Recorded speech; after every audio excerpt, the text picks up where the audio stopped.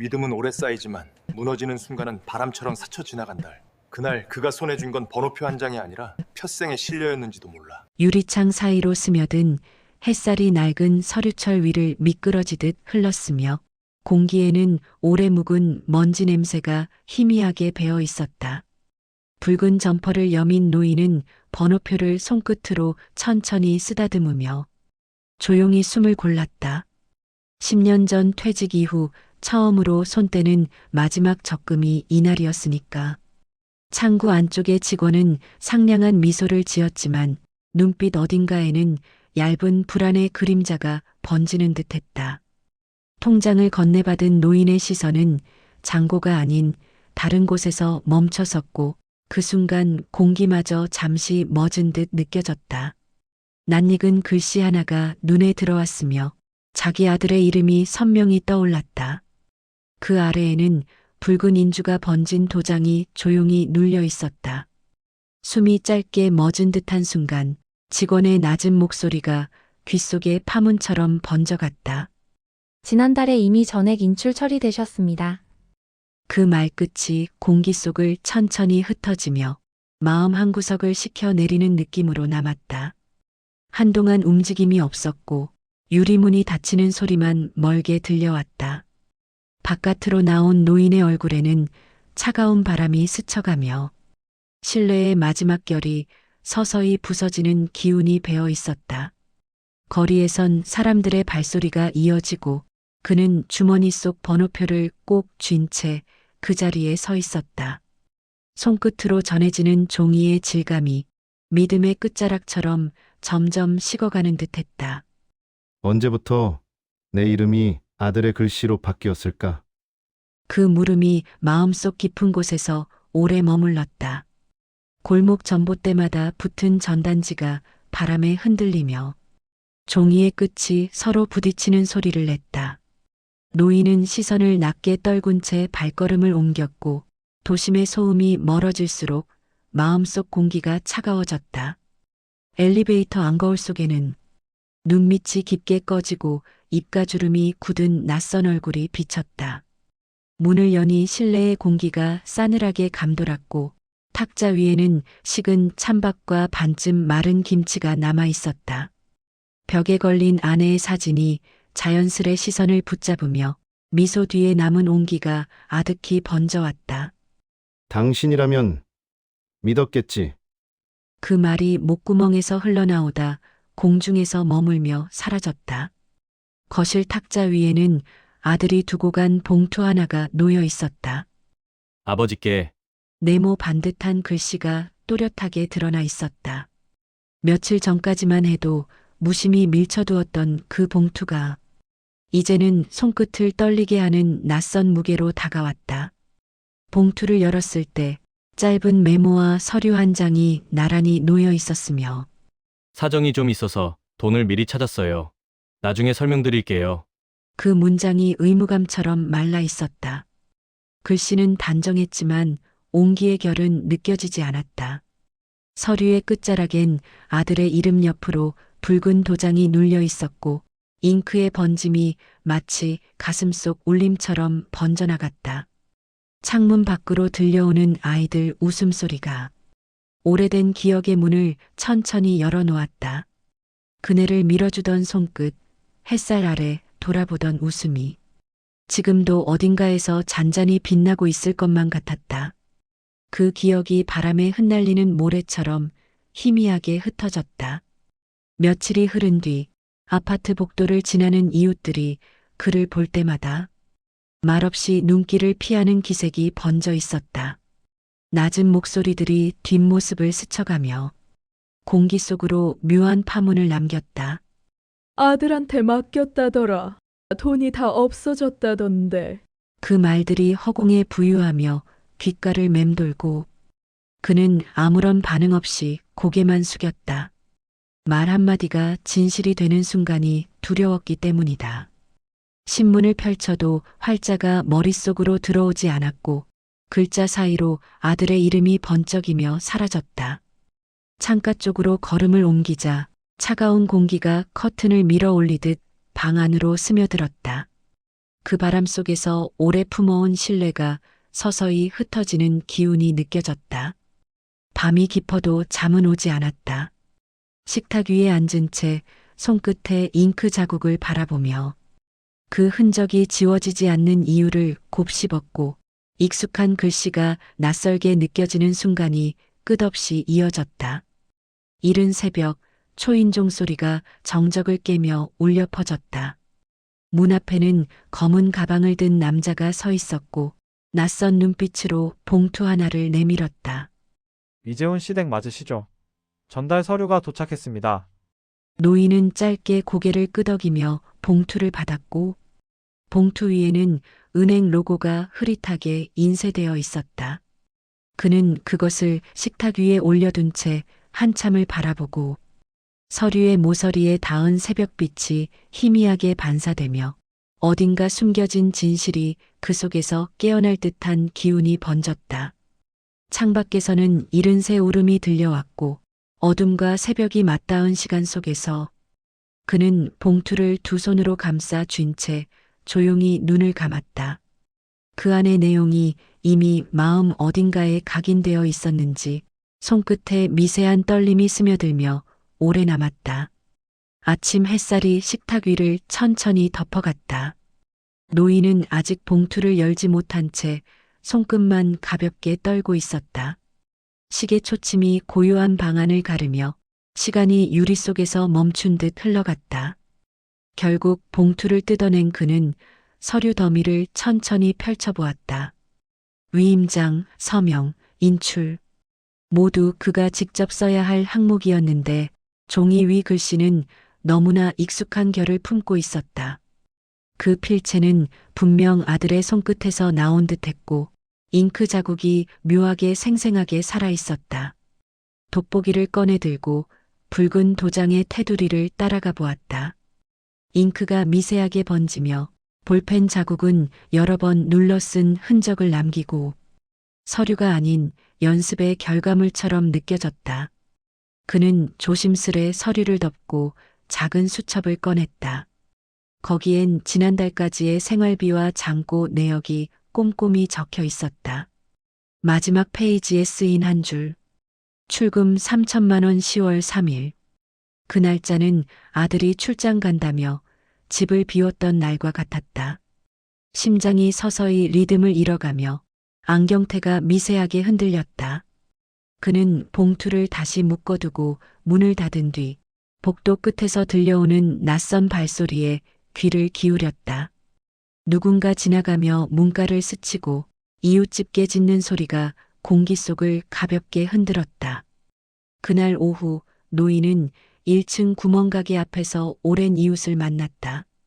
가게 주인은 여느 때처럼 인사를 건네며 담배를 내밀었다.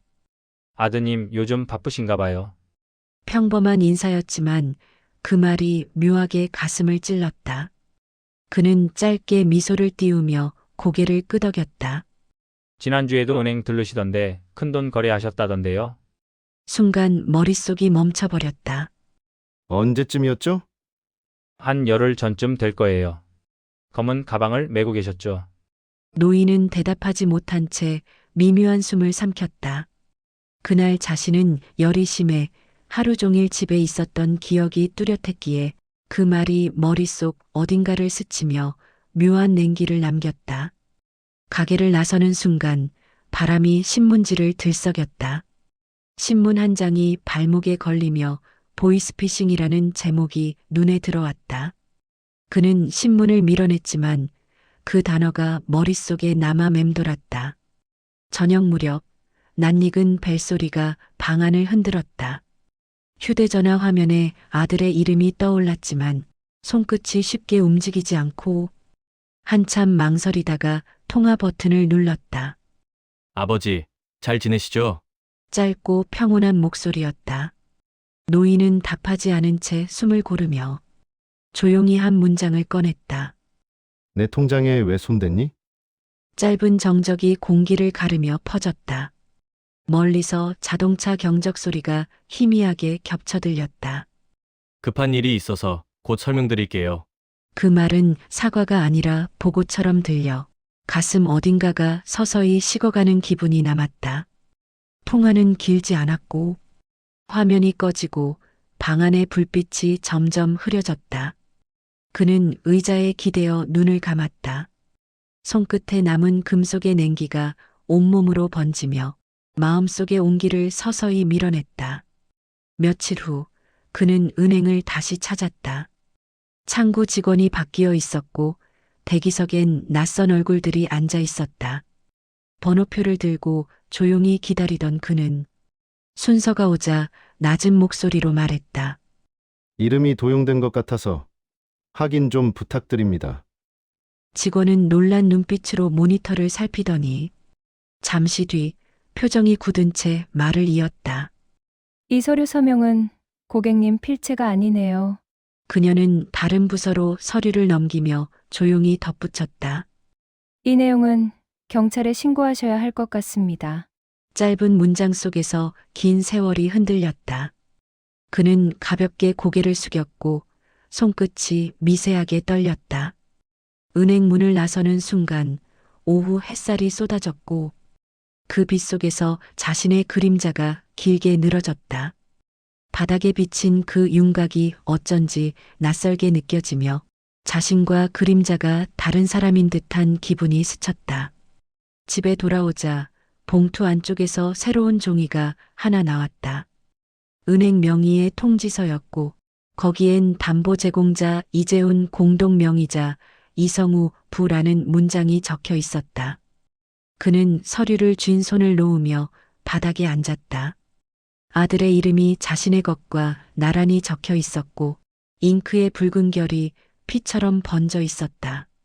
거실 바닥에 흩어진 종이들이 바람결에 흔들리며 작은 소리를 냈다. 그는 허리를 굽혀 종이를 하나씩 모았다.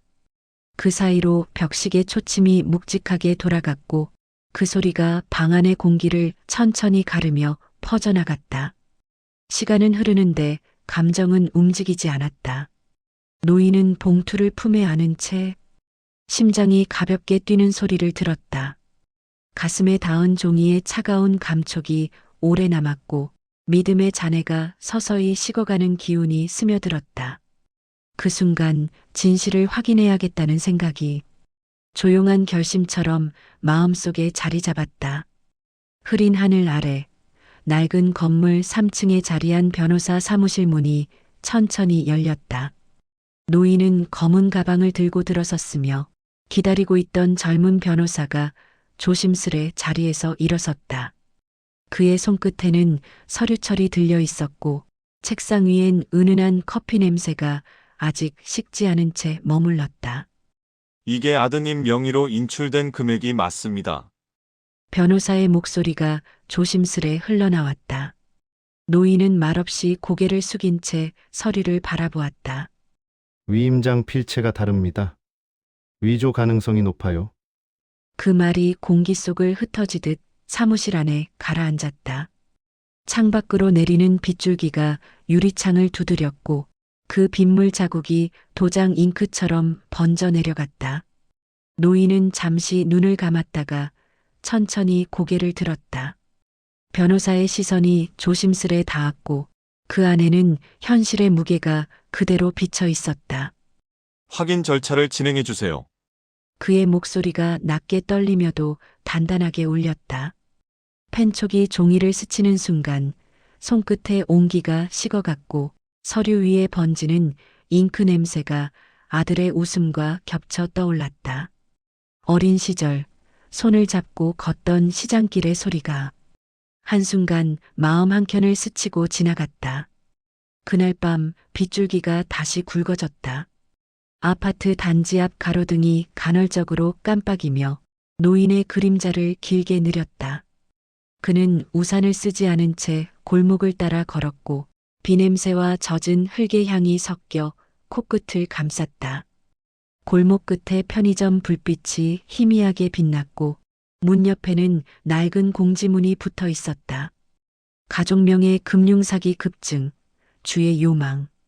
그 문장을 읽는 동안 가슴 안쪽이 차갑게 식어갔다. 뒤에서 누군가의 발소리가 들려왔다. 비가 고인 보도블록 위로 물방울이 튀며 노인은 고개를 돌리지 않은 채 걸음을 늦췄다. 잠시 뒤 그 발소리도 멈춰 있었다.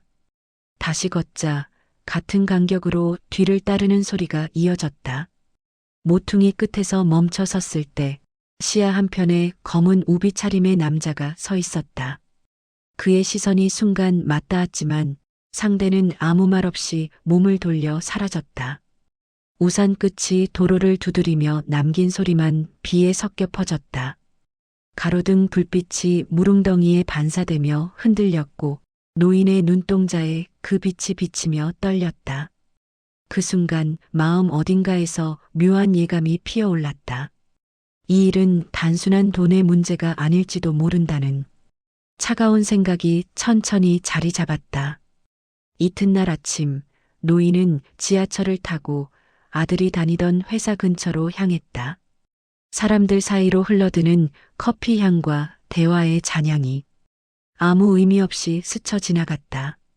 그는 건물 안내판 앞에 서서 경비원에게 말을 건넸다. 이재훈 씨, 근무합니까?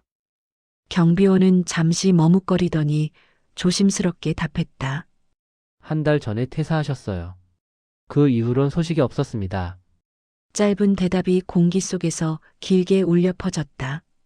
그의 얼굴에 낯선 긴장이 스며들었고 경비원은 어색한 웃음을 띤 채 덧붙였다. 퇴사 직전에도 누가 찾아와서 언성을 높이던데요. 대출 문제 같았습니다.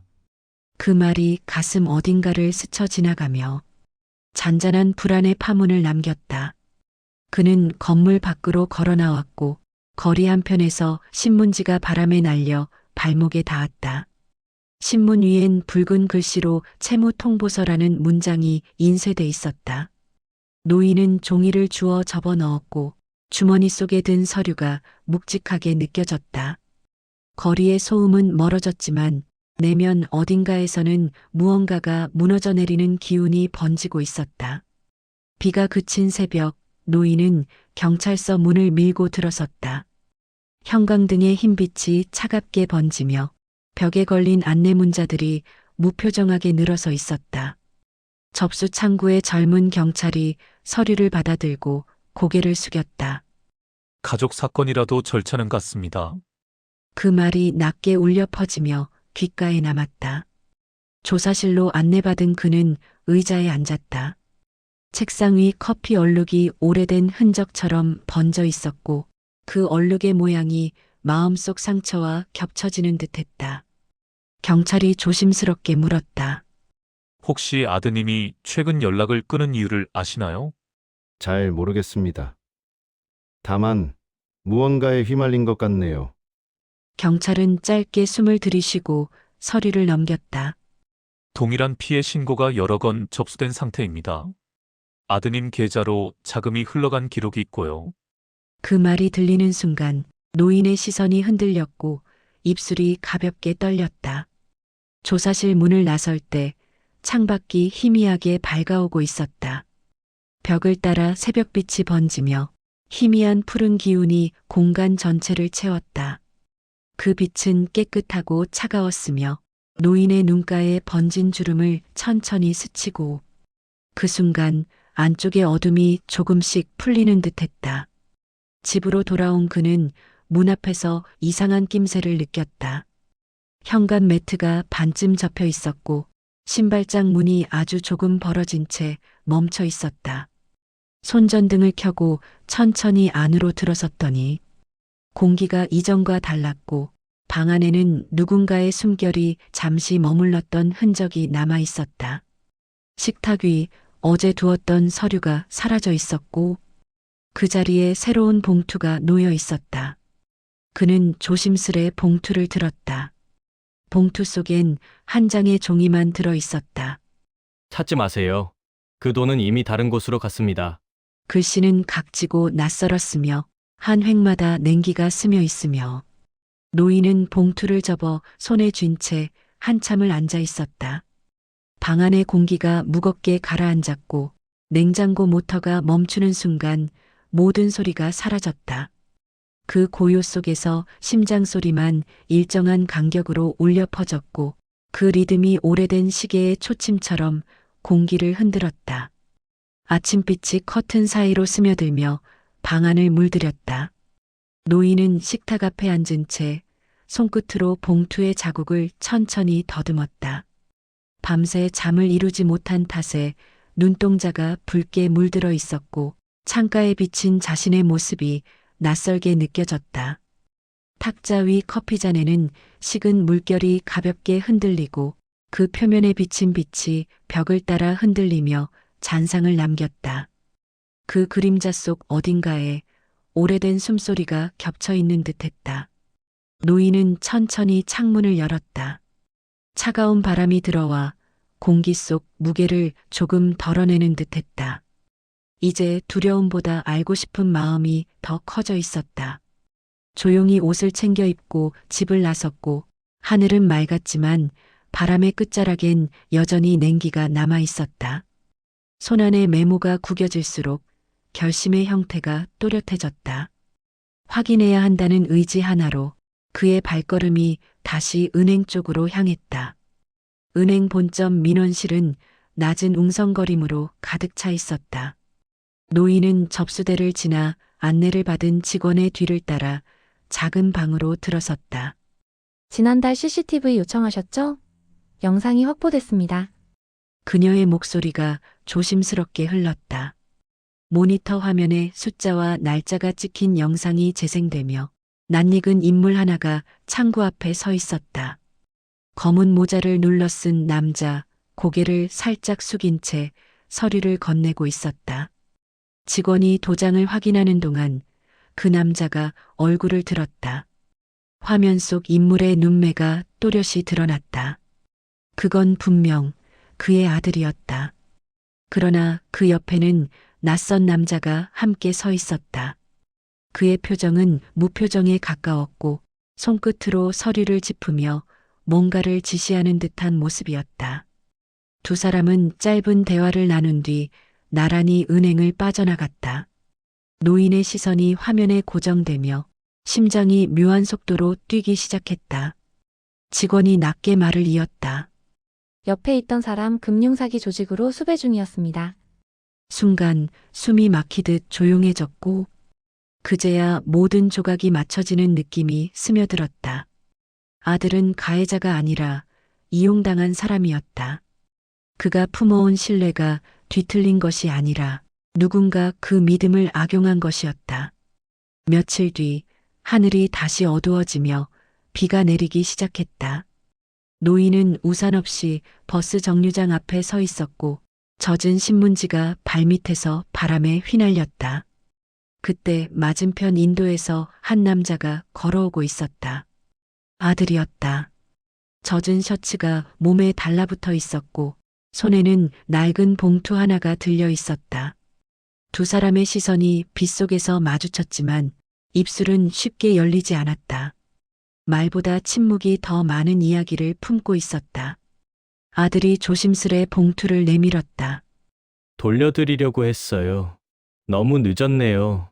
그 목소리가 빗물에 섞여 희미하게 번져갔고 노인은 봉투를 받지 않았다. 그저 그의 손을 바라보았다. 손등에 남은 상처 자국이 오래된 시간처럼 굳어 있었다. 말을 꺼낼 수 없었고 분노도 슬픔도 입술에 닿지 않았다. 그저 빗소리만 두 사람 사이를 채우며 아들이 고개를 숙이며 낮게 속삭였다.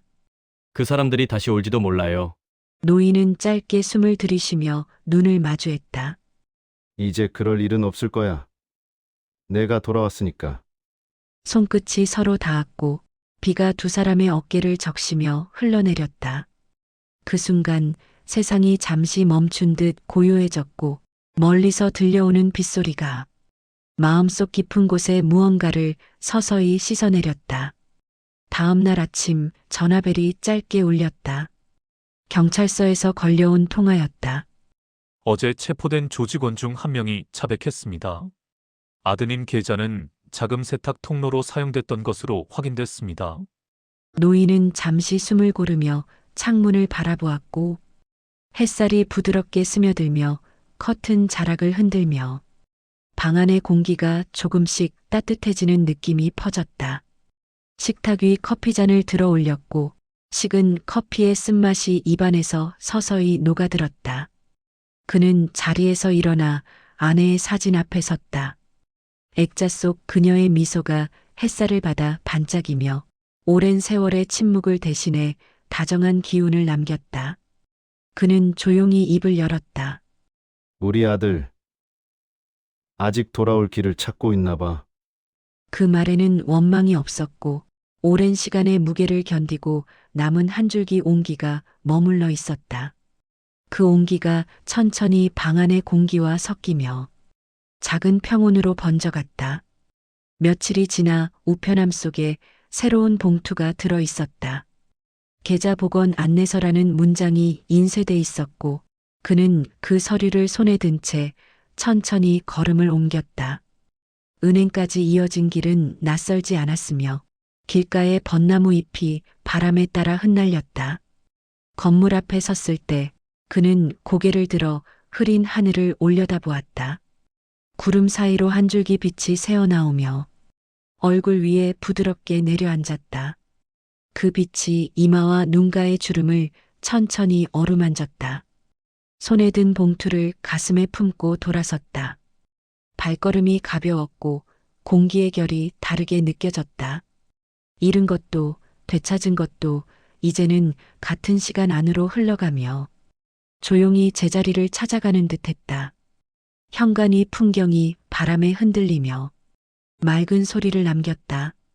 그 울림이 마치 오래된 기억처럼 잔잔히 이어졌다. 문을 열며 그는 속삭였다. 믿는다는 건 어쩌면 다시 시작하는 용기일지도 몰라. 햇살이 방 안으로 흘러들었고 그 빛이 봉투 위에 스며들며 조용히 사라져갔다. 요번 이야기는 어떠셨나요? 재미있게 시청하셨다면 구독과 좋아요 부탁드립니다.